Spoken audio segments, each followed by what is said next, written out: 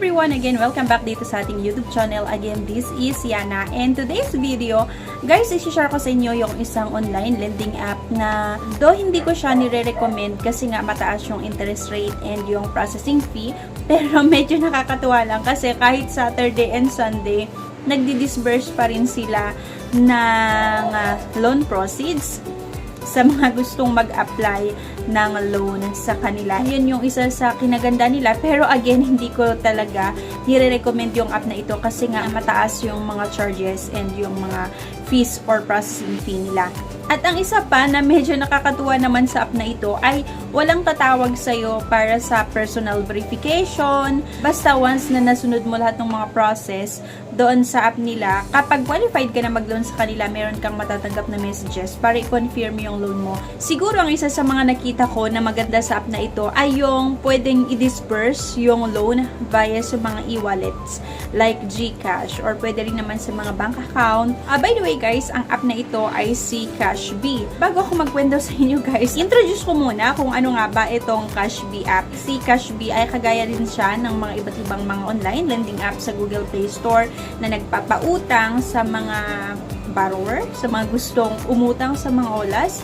Kung makikita nyo yung app ni Cashbee sa Google Play Store, meron silang mahigit 9,000 reviews, and then may mga positive naman doon na reviews and may mga negative din. Si Cashbee kagaya din siya ng mga iba't ibang mga online lending app na i-search lang natin sa Google Play Store and then i-download. Kapag i-open mo, kailangan mong mag-input ng mobile number and then meron kang matatanggap na 6-digit OTP or kailangan mong input yung 6-digit one-time password. In-authorize mo si Cashbee to collect, process, and store personal information, and in-authorize mo sila to access your contacts, your location, to access camera and photos. Pagkatapos noon, kailangan mo na namang mag-agree doon sa terms and condition nila, and syempre, bago ka mag-agree, dapat basahin natin kung ano mga ba yung napapaloob doon sa terms and condition. Kapag click mo yung accept, makikita mo kung magkano yung pwede mong mautang at may nakalagay doon na pwede kang makautang sa kanila hanggang 30,000 pesos. Pero kapag first time mo na mag-loan sa app na ito, mababa lang yung ino-offer nila like 1,000, 2,000, 3,000. And then, kapag ulit-ulitin mo lang na mag-loan sa kanilang app bago nila taasan yung pwede mong mahiram sa kanilang app. Pero guys, again, sinasabi ko nga na hindi ko nire-recommend yung app na ito kasi medyo malaki yung processing fees and yung mga charges nila doon sa kanilang app. And same lang din naman siya sa mga iba't ibang mga olas na nagsisilabasan sa Google Play Store. At ang kinaganda lang kasi nung app na ito ay yung nagdi-disburse naman sila ng Saturday and Sunday. I-click mo lang yung apply now kapag gusto mong mag-loan sa app na ito. And 4 na steps na kailangan mong pagdaanan or kailangan mong sagutan. Una ay yung identification information. Ang pangalawa yung personal information. At ang pangatlo yung work information. And ang pang-apat yung contact information. Doon sa identification information, kailangan mong mag-upload ng valid government IDs and kailangan mong mag-selfie hawak yung isang valid government ID mo. At doon naman sa personal information, syempre yung about sa sarili mo, yung mga names, birth date, ganyan. And then, yung address. At next, yung sa work information naman, kung saan ka ba nagtatrabaho, saan yung address ng trabaho mo. And then, yung contact information, nandun yung contact if in case of emergency at your personal references. After that, kailangan nating mag-input kung saan nyo gustong i-disburse yung loan. It's either GCash nga or sa bank account. At once na nagawa mo lahat yon, mag-antay ka na lang ng ilang minuto para i-process ni Cashbee ang iyong loan application sa kanila. And usually, napakabilis naman yung process once na qualified ka naman talaga na mag-apply sa kanilang app. Actually, para mapabilis yung application nyo kay Cashbee, pwede kayong mag-message sa kanila sa kanilang app. Merong part doon kung saan pwede kang makapag-send or makapag-follow up doon sa application mo. And then once na na-follow up mo yun, mas mapapabilis yung process or mas mapapabilis yung pag-process nila doon sa application mo.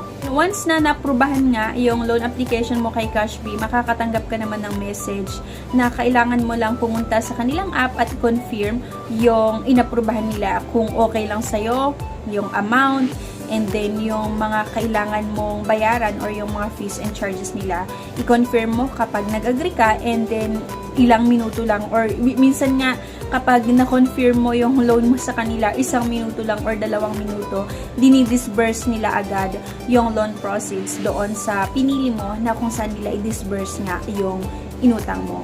Pero, yun, paulit-ulit kong sinasabi na hindi ko nga nire-recommend yung app na ito. Bali, sineshare ko lang sa inyo kung ano yung review natin para, di ba, magkaroon kayo ng idea. Kasi nga, sobrang malaki yung mga charges and fees nila. Though, medyo nakakatulong naman kasi Saturday and Sunday, nakakapag-disburse sila kung talagang kailangan mo ng pera at wala kang mahihiraman. Nag-try ka doon sa mga legit na OLA and then hindi ka na-aprubahan, pwede nyo i-consider itong si Cashbee kasi mabilis nga yung process nila. And halimbawa, mag-loan ka ng 4,000, ang matatanggap mo kay Cashbee ay nasa 2,600 lang. Ganon. And then, payable siya sa loob ng 7 days or 10 days or minsan, kung matagal ka na naglo-loan kay Cashbee, nag-offer naman sila hanggang 14 days and 20 days. Pero, kung first time mo palang, asahan mo na ang i-offer nila na payment terms or loan terms ay nasa 7 days or 10 days lang. At yung sinasabi nila na 90 days daw yung loan terms na makikita mo doon sa app nila ay hindi naman totoo yun. Kasi doon sa Google Play Store, wala akong nakita na parang na-offeran ng 90 days. At ganun din sa mga comment ng mga nakapag-try kay Cashbee doon sa ating Facebook group. Wala din ako nakita na na-offeran sila ng ganun katagal na loan terms na inabot ng 90 days. Okay? So guys, bago tayo mag-loan sa mga iba't ibang online lending app, kailangan nating mag-research or magtanong-tanong doon sa mga nakapag-try kung talaga bang totoo yung nakalagay doon sa app nila. Kasi sobrang hirap yung mga nakikita natin na ads na ang haba yung mga terms na nilalagay nila at yung repayment amount ay napakaliit lang. Kunwari daw dun sa mga ibang OLAs ay kapag mag-loan ka ng 10,000, ang babayaran mo lang ay 10,200 or 10,300. Ganon yung mga ibang lumalabas sa mga ads ng iba't ibang mga OLAs. And then, syempre, kung first time mo na mag-loan, wala ka pang idea, maengganyo ka talaga na itry yung app nila. Kasi dahil doon sa mga ads nila, pero sabi ko nga, usually sa mga OLAs, hindi naman talaga sila nag-offer ng ganun kahaba na terms, maliban lang doon sa mga legit like BillEase, Tala, at si Acom, yung mga nag-offer talaga ng loans na mabilis mag-approve, na nag-offer ng mahabang payment terms. Pero the rest kasi sobrang mabilis lang yung terms. And I think Mr. Cash din, nag-offer din sila hanggang 30 days kahit first time mo pa lang na mag-loan sa kanila. Pero yung iba't ibang mga loan shark talaga, asahan mo na na hindi ka offeran ng ganun kahabang terms. Ang pinaka-worst pa, kapag nag-pause yung account mo, kahit valid naman yung reason mo na pinakiusapan mo sila, sana ma-extend or bigyan ka ng time pa para makalikom ng pambayad mo sa kanila, pero minsan hindi rin kasi talaga sila nakikinig. Or yung mga agent ng mga iba't ibang mga OLAs ay hindi nakikinig sa kahit anong reason or paliwanag mo. Kaya kung hindi ka pa nakakapag-loan sa mga OLAs, please lang, huwag mo na hong subukan kaysa naman matrap ka at magkakaproblema ka pa kapag wala kang pambayad. Kasi nga, 7 days yung payment terms lang na ino-offer nila. Yun. Sana medyo naliwanagan kayo at wag niyong basta-basta na itry yung mga app na hindi nagre-research kung ano nga ba yung meron sa app na yan para hindi nga tayo ma-fall sa iba't ibang trap ng mga app na. So anyway guys, thank you for watching and please don't forget to click the subscribe button. Please like this video and i-share nyo rin sa mga kakilala niyo. Bye-bye!